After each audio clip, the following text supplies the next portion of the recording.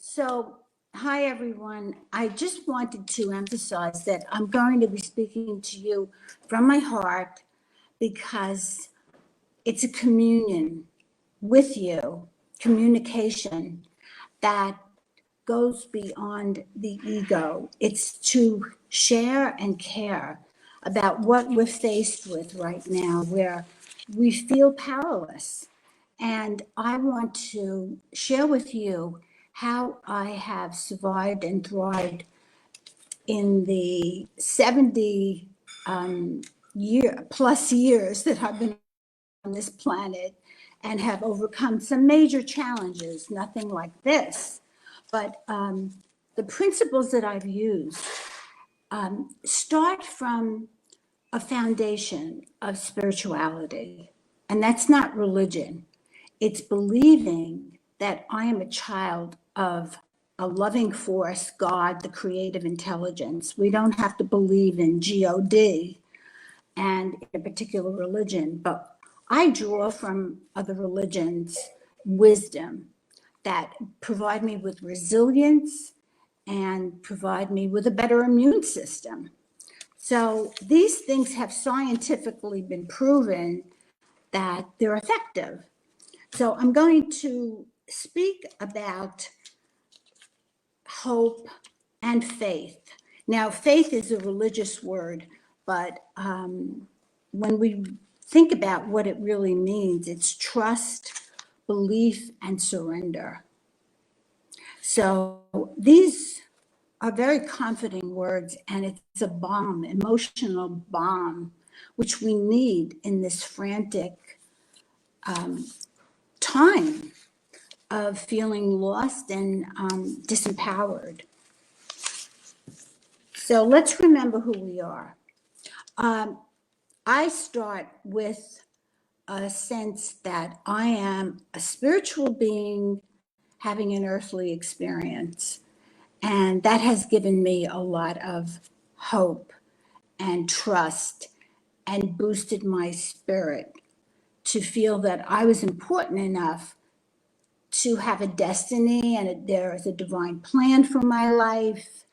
And this is so empowering. And even though we're going through these challenges, I believe that we're put on one of the purposes or major purpose to this existence is to overcome and manifest. We're here, I believe, to overcome the problems, the challenges that we face. And we do this on a continuous basis because we're creative beings. And I believe we're born, we were made, we come from divine substance, stardust. So as we go forward with that kind of an attitude, we can have self-confidence and feel that we're not lost in this universe. So one of the spiritual principles that I choose, and as I said, this is my little book that I wrote after working 4 years with homeless, high-functioning homeless women who lost their way and then were in desperation. So I wrote about 7 healing choices. Now, we may not have power over what's going on right now, but we have the power of choice. And it's a decision that we have to make for ourselves to believe something or to feel something. We just can't be on automatic because there's bedlam in the thoughts. 75% of our thoughts can be negative. So we don't want to just allow. We have to discipline and manage our emotions and thoughts and our feelings. So that's my number one healing choice is to choose thoughts and feelings. For example, choosing gratitude, make it a ritual to just think about what we have many things that we can be grateful for today. Stay in the day. Life is today. And act as if. Do you remember those words, act as if? Well, it sounds like you're going to be a phony, but it is a path towards believing and going in the direction of hope.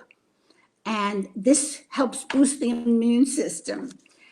Then find direction and your strength in silence. There's a power in silence. Your subconscious mind is so intelligent, and we don't tap into it if we don't go in silence. And that's why meditation can be important. But some of us don't connect to the concept of meditation. But I find that just simple silence, just for a 3-minute period, and where you can visualize thoughts if you choose to, and seeing yourself smiling. And after I go into silence, sometimes I will take on a Wonder Woman pose and smile and think about the fact that I came from creative intelligence. We can trust a universe that has flowers. So that is something that I tell myself, and I remind, it's to remind, put it back in your mind. And the third healing choice is to hold yourself in esteem. That may sound arrogant, but we need to see ourselves as divine beings, as having a divine path of unfoldment. And I choose to say there's no mistakes, in the sense, in the larger perspective of all things are working together for good to them that love God and are called. And I feel that if we're on this journey of enlightenment, we are the called. We have a responsibility, the ability to respond, and that is to others, to help them on their journey by sharing sincerely what has worked in our lives. And we're as unique as snowflakes. And let's emphasize the fact that we were made in the image of a creative intelligence. So we can keep hope alive, go forward, believing and knowing that we will find a cure for the situation, this virus that's here. And just as we can trust our bodies to repair, to renew, cells renew each year, I wanted to give you this message of hope. There's so many things that point to the fact that we're in a loving universe, and we're here to overcome the challenges that exist on this planet. So I wanted to tell you something else about the fact that I'm available if you need any encouragement, because it's an inside job to choose courage and to have reasons to have courage. And that's why I walk in the walk of spirituality for sanity. That's what my path is. Thank you.